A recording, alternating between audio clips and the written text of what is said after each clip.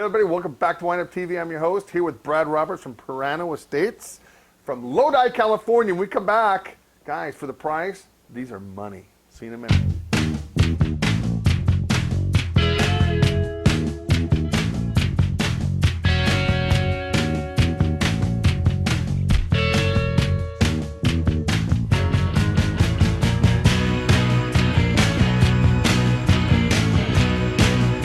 Brad, howdy.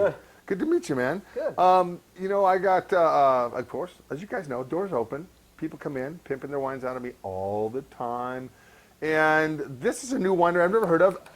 And it's funny because, you know, they make a lot of wine.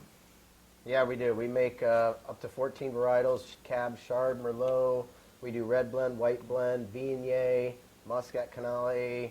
I mean, Tempranillo, Malbec. So we make a lot. And what I liked about them is, guys, I'm not saying intro, but these are all affordable wines. You know, they're anywhere, they're all frontline priced the same. Everything is line priced. Everything is 100% estate, 100% hand harvested, fourth generation winemaker. So yeah, he keeps everything simple and price.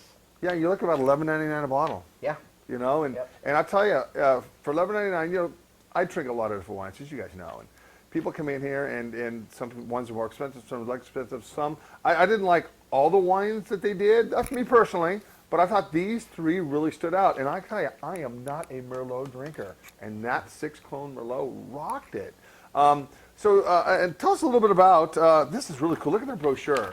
And the guy wears red shorts. I've got fingernail polish. I'm telling you, I've got to meet this guy. We're going to get along just well. Tell us a little bit about the family. Giacomo Peirano came over from Lodi, Italy back in 1879, began farming in 1881, started the vineyards in 1895, and since then, Lance Randolph is now the fourth generation. It's been in the family since over 100 years now. Dude, I love that. You know, guys, you know, a typical Italian immigration, you know, the old stories, come on over in the 1860s, 1870s, get some property for a song, work your butt off, and then what's neat is the generations keep taking over. Yep. You know, whereas a lot of people nowadays run away, this guy stood with it, and he's smart. You know, you have vineyards in the family for 100 and something years now, and old vine. We're talking some of these old vines in. You don't have an old vines in here. They're out of it right now, or is it on its way up? It's on its way, yeah. Darn. It's 114-year-old vines. I love that. And here's the deal. We were talking earlier. You know, isn't he trying to push the California board to say, look, there's a minimum for old vine stuff? Yeah, he wants to do something where it stipulates to be able to call it old vine on the bottle. He wants to be 50, 70, whatever it may be, but it's the ones that have 10, 20-year-olds and they still put an old vine on there. Take note, some of you guys out there, 10-year-old vines thinking, oh, I got old vines. Oh, they ain't old vines, man. Because some of these vines, they're all head pruned. Yep. They're just gnarly looking. And, man, if some of those vines can talk, all the seasons they've been through, all the stuff they've been through on all those years. So, all right, so first wine we're going to talk about is a little bit of Viognier. Viognier. All right, I love Viognier. Tell me a little bit about this wine. It spends 5 months in oak. It is it's got floral notes to it, but it's not overpowering. The oak kind of masks it a little bit. It's very well balanced, and it's actually a really big Viognier for the price. You know what, man? $11.99 a bottle for all these wines. And yes, they're available at grocery stores. I do grocery store wines sometimes when they really impress me. And I tell you, there's a lot of wine in a grocery store. But I don't think you're going to find these everywhere. They're not in every placement. But God, I tell you, money.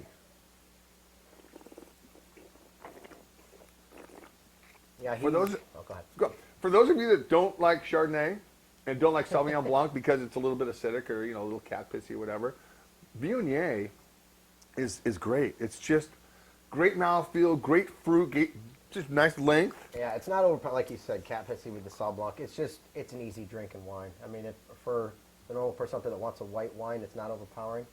Yeah, I think it's great. You know, I'd be happy to serve this at my house, really, even though you make so much of it. What is the case production on Viognier? Viognier is about 3,000 cases. All right, so about 3,000 cases. The 2009 really warm vintage. And it's nice because here we have a 2009, 2010, and a 2011. So we got 3 different years. And 10 and 11 were very challenging. Yes. All right, so let's move on to the Merlot. Now, guys, Merlot, one of those grapes, it really takes a lot for me to say wow for a Merlot. And this is a 6-clone Merlot. Tell us a little about the 6 clones. 6 clones. The reason why he puts 6 clones on there is because most Merlots have about 15 plus clones in them with makeup. So it's very unique to only have that many clones. So that's why he puts on there, so people know that it's a minimum of clones to make this, and it's a big Merlot for this price. It is, and it has that Merlot characteristic, a little bit of vegetative, little green pepper, not overpowering though.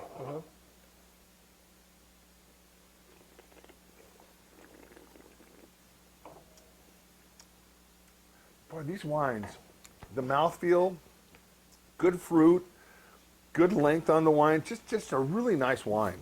Again, $11.99 a bottle. You guys are not going to go broke drinking this wine. It's just, to me, it's wonderful. Now, are we allowed to talk about some of the vines that are in here? I'm not sure about that. Okay. Let's just say he picked up some clippings from France. Okay. Let's just we'll just leave it at that. As the story goes, as the Yeah. story should be told. So, Yeah. 6 clones, and there's a lot of different clones of Merlot out there. Again, and the average vine age on these Merlots?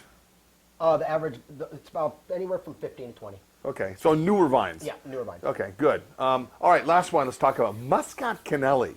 Muscat Dude, Canelli. I'm a fan of Muscats, and they're kind of a misunderstood wine, because you can make them from really dry, and I don't like bone dry Muscat. I like it with a little bit of RS, residual sugar. And this one here tops in at what, about 4.5%? 4.5%. All right. So it's sweet, but yeah, like you said, it's not dry. So this is one that you could pretty much pound on a hot summer day. Today we got people coming and going. It's crazy in here today. Dude, I love these wines. 11.5% alcohol. Just great nose. Tropical, guava, papaya. This is fairly new to us. It's the first vintage we're going to be distributing. So This is your first vintage? yeah, Why all of a sudden a Muscat? he wanted to do this, and he did a Sauv Blanc new to the portfolio as well. All right. So I'm a fan of this. Sauv Blancs are okay. Yeah. It really takes he up. did the Sauv Blanc mostly for himself, though. Selfish. So, yeah. Thinking about himself. All right, now, he wears red shorts, right? He wears red shorts. All right, he's known all over the country with red shorts. Now, go ahead. Tell us a little bit about the red shorts. He puts them on April 1st, and he doesn't take them off until the end of harvest. It's a myth from a long time ago. He keeps away the. He talks to the rain gods with these shorts, and they've had a good harvest ever since day one. Even last year? Even last year. He was wearing his shorts a little bit longer last year, wasn't he? You give him a winemaker's dinner in New York or Boston in the middle of winter, he'll put them on. He doesn't take Well, them I'll off. wear my drink pink shirt when I meet him. I'll have some new shellac done, and There we'll you just go. we'll He'll be like that. BFFs. Absolutely. He's a very cool guy. Like I said, he's very laid back, but he's a farmer. That's what he's known for. I mean, he has the same farmers last 5 years now. That's awesome. And he's in the vineyards every day. That's awesome, So, man. Yeah, it is. All right. Well, where are you going after this? You So mean you're state, or- you're in Portland now. I mean, Oregon. Where are you going to go? 2 weeks I go to Hawaii, and then I'm home for a day, and then I go to Alaska for a week. So The life of a rep. See, I could have just checked all this and just been some. I Hawaii's could have gonna been be a rough. I somebody. gotta go to Maui and Oahu, so it's I gonna could be a little rough. I could have been a somebody. I'm a nobody. Anyway, man, Brad, thank you very much for stopping by, Thank you. dude. I And appreciate it. guys, I'll have these on my website. So if you're interested, go ahead. Have a good day. I will talk to you later.